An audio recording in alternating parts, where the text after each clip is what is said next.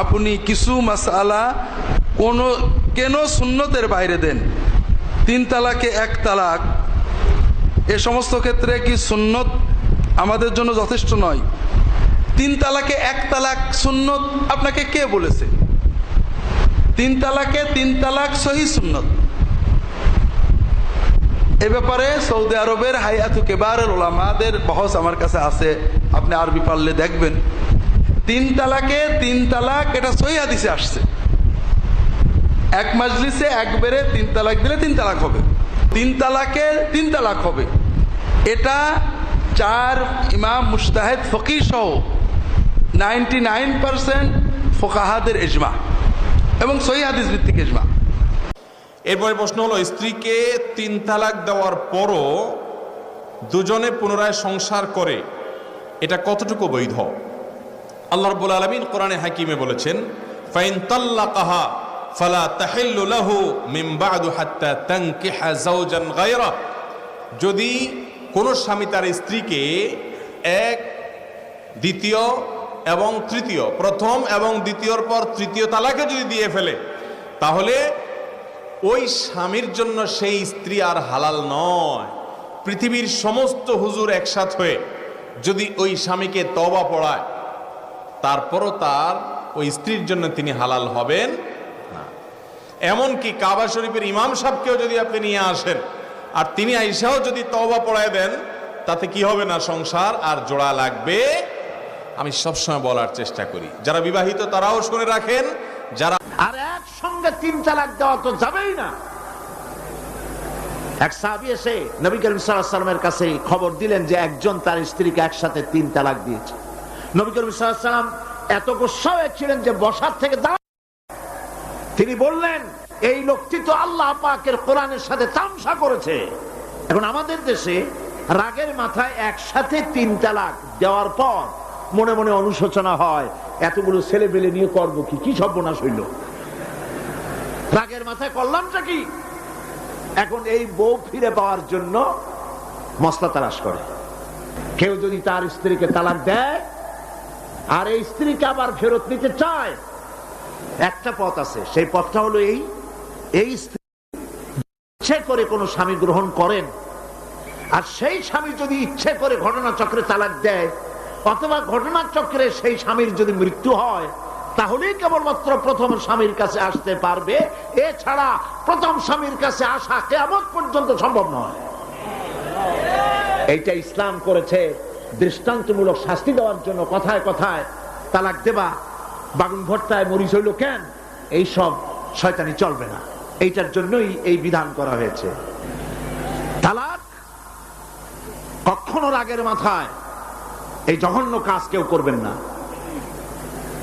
যদি করতেই হয় তাহলে 3 মাসে 3 তালাক হবে, একসাথে 3 তালাক দেওয়া যাবে না। যদি কেউ একসাথে 3 তালাক দিয়ে বসে, তালাক হয়ে যাবে, এটাও মনে রাখবেন, তালাক হয়ে যাবে।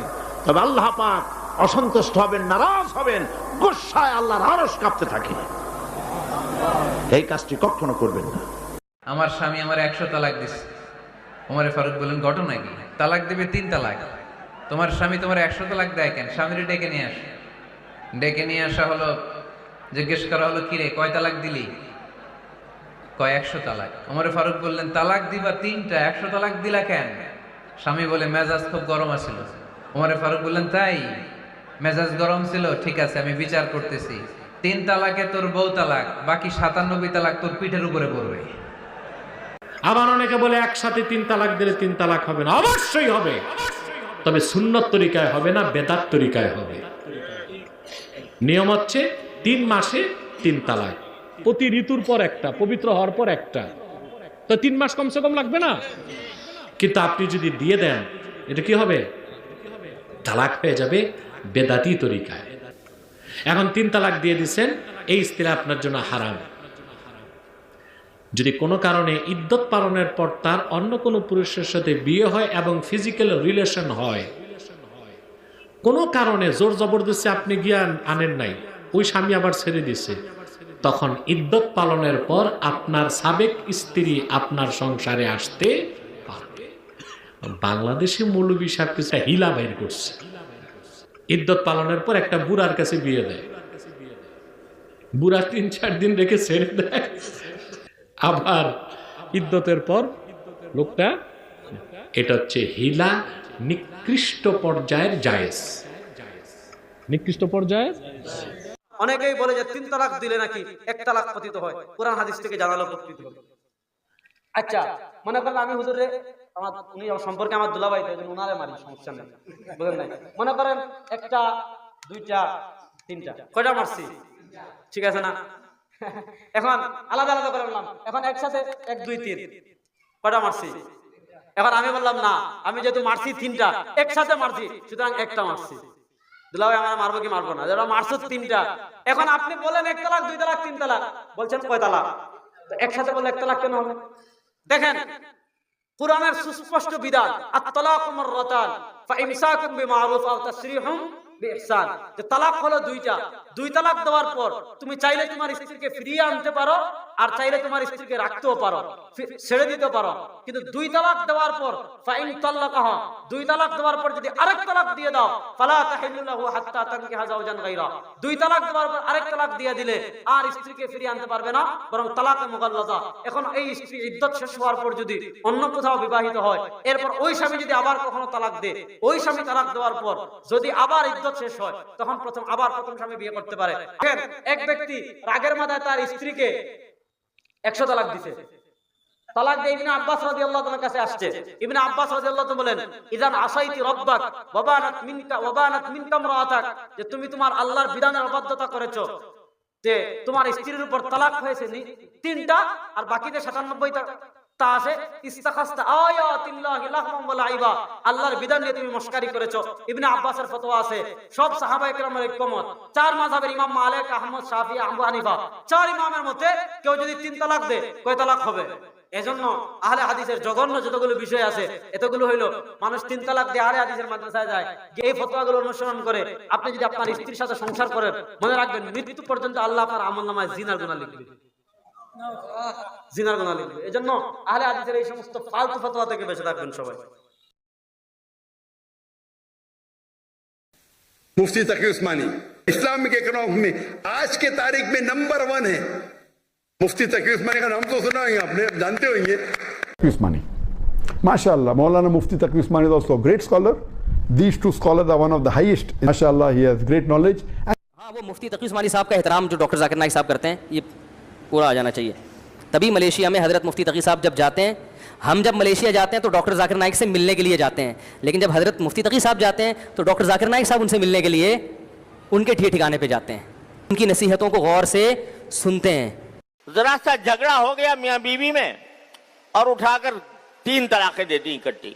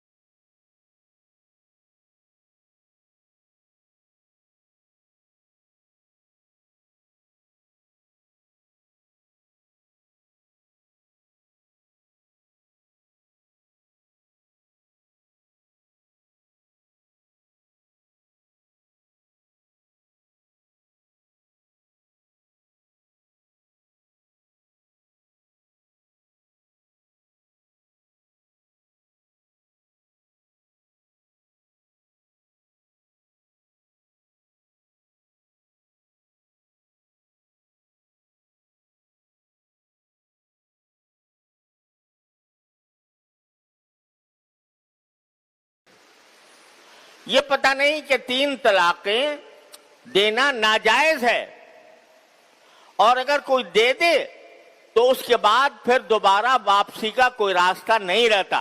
ये पता नहीं, 3 तलाकें इकट्ठी देना नाजायज है, गुनाह है, और उसकी वजह से उसकी सजा यह है इस गुनाह की कि अगर बाद में दोबारा आपस में मिलाप होने की कोई सूरत पैदा हो और उनका दिल चाहे कि दोबारा हम इस निकाह को कायम मुस्तवार कर लें, तो 3 तलाकों के बाद कोई रास्ता नहीं रहता। नबी सल्लल्लाहु अलैहि वसल्लम से, सहाबा से, ताबीन से, किसी एक ताबीई से कोई दिखा दे सही सनद से कि एक मजलिस की 3 तलाक को एक करार दिया हो, तो ना सहाबा से, ना ताबीन से और ना चारों इमामों में से किसी इमाम से। तो ये तो इब्न तैमिया रहमहुल्लाह ने 7वीं सदी में एक उनकी राय थी कि 3 एक होती हैं, और उम्मत ने उसको भी रद्द कर दिया। इब्न तैमिया और इब्न क़य्यिम की राय थी, फिर उनके शागिर्द इब्न रजब की राय थी, लेकिन इब्न रजब ने फिर इस राय से रुजू किया और अपने उस्ताद को बताया, उस्ताद के बारे में रिसाला लिखा कि ये गलत है और कि ये इजमा के ख़िलाफ़ है और उनका बिल्कुल 3 ही होती हैं। तो इसलिए अहले हदीस का मसलक इस बारे में बिल्कुल कलदम है, उसकी कोई हैसियत नहीं है। चारों अइम्मा हमारे, यानी चारों फ़िक़ही मसलक जो है, अहनाफ भी और हनाबिला भी और शवाफ़े भी और मालिकिया भी, सबका मुत्तफ़क़ अलैह मसलक यही है कि जब 3 तलाक़ें हो जाएं, चाहे वो एक ही बार दी गई हो, तो वो तलाक़ मुग़ल्लस है। अगरचे बहुत बुरी है, बहुत नापसंदीदा है, बहुत ही मकरूह है, और उस पर हज़रत उमर रज़ी अल्लाह ताला अन्हु का अमल यह था कि जो शख्स ये करता था उसे फिर कोड़े लगवाते थे, लेकिन यह कि तलाक़ नाफिज़ हो जाती है। चारों जो हमारे मकातिब फ़िक़ह अहले सुन्नत के, वो मुत्तफ़िक़ है इस पर कि 3 तलाक़ें जो है वो अगर बैक वक्त दी जाए तो वो 3 ही शुमार होंगी और वो तलाक़ मुग़ल्लस हो जाएगी कि अब उन दोनों के दरमियान न रुजू का कोई इम्कान, न इद्दत में रुजू, न इद्दत के ख़त्म होने के बाद निकाह सानी, जब तक कि उस औरत का निकाह किसी और मर्द से न हो। और फिर वो मर्द भी अपनी आज़ाद मर्जी से जब चाहे कभी अगर तलाक़ दे दे तो फिर वापस रुजू कर सकेंगे, ये साबिक़ा शौहर के साथ इस औरत का निकाह हो सकेगा। طلقت زوجتي 3 مرات لعصبية زائدة، وهي الآن حامل، فكيف أردها؟ لازم تحط حملها فتقضي عدتها فتتزوج آخر فيمضي وقت النفاس ويدخل بها، ثم يتخانقوا فيطلقها فتمضي عدتها منه، فيجوز ليك ان انت تتجوز. سؤال بعد ذلك يقول: عندما ينطق الزوج الطلاق بال3 هل تعد طلقة واحدة أم 3 طلقات؟ وجزاكم الله خيرا. إذا قصد في مجلس واحد أن يوقع على نفسه 3 طلقات متفرقات فهذا يجوز، كمن يجلس في مجلس المأذون ويطلق ثم يراجع في نفس المجلس، ثم يطلق مرة ثانية، ثم يراجع، ثم يطلق مرة ثالثة، فهذا لا يكون متعددا لفظا أو إشارة في مجلس واحد، وإنما يكون متفرقا في مجلس واحد. فضيلة الشيخ وفقكم الله، هذا سائل يقول: ما الراجح في مسألة الطلاق 3؟ يقول: إذا طلقها 3 مرات في مجلس واحد هل هو طلقة واحدة أو 3؟ الجمهور على أنه 3. الجمهور على أنه 3 يطبق عليه، وقد طبقه عمر في آخر خلافته عقوبة لهم. هذا يقول: ما حكم الطلاق 3 بكلمة واحدة؟ وقد كثر فيه أقوال الأئمة، أرجو من سماحتكم التكرم بتوضيح هذه المسألة. الجمهور فأخذوا بقول عمر فقالوا أنها تمضى 3 لأنه عصى واستعجل وتمضى عليه. إذا قال رجل لزوجته أنت طالق أنت طالق أنت طالق، وإذا قال أردت التأسيس وأن كل طلقة نافذة، فأكثر أهل العلم على أنها 3 وأنها تبين بها المرأة. أحسن الله إليكم. يقول السائل: هل الطلاق 3 تقع طلقة واحدة أم تقع 3 طلقات؟ الطلاق إذا قال أنت طالق، هذه جملة مبتدأ وخبر، ثم قال أنت طالق، هذا مبتدأ وخبر، ثم قال أنت طالق، فهذا يقع الطلاق 3.